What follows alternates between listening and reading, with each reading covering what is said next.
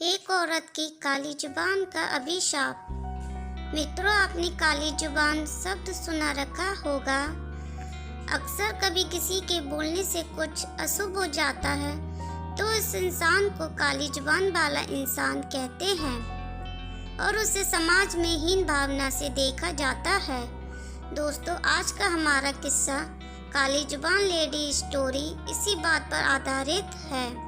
राजस्थान के भीलवाड़ा जिले के एक गांव में रश्मि नाम की औरत रहती है। उसकी शादी तो उसके घर वालों ने बचपन में ही कर दी थी और उसके 3 बच्चे हैं।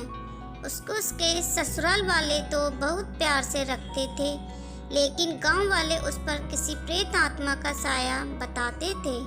गांव वाले उससे अक्सर दूर ही रहते क्योंकि वो जो भी बोलती वो सच हो जाता था।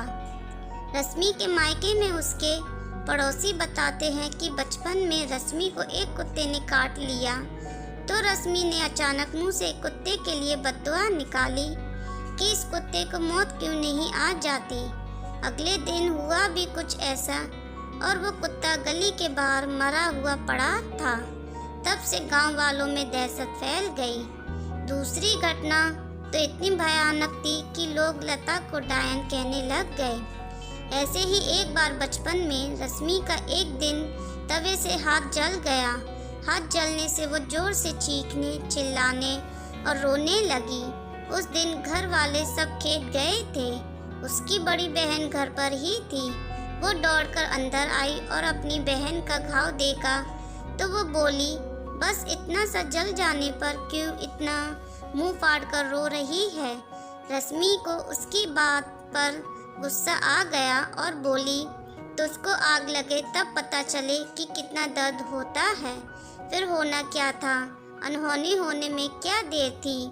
उसी रात घर के पास पड़े चारे में आग लगने से उसकी लपटें घर पर भी आ गई और उन लपटों में केवल रश्मि की बहन ही जली, बाकी सब बच गए। काफ़ी ज़्यादा जल जाने की वजह से कुछ ही दिनों में उसकी मौत हो गई। इस घटना के बाद से लोग उसे चुड़ैल कहकर पुकारने लगे। ऐसी और कई घटनाओं को रश्मि के परिवार ने सहा, लेकिन आखिर बेटी को कैसे बाहर निकाल सकते हैं, यह सोचकर चुप रहे।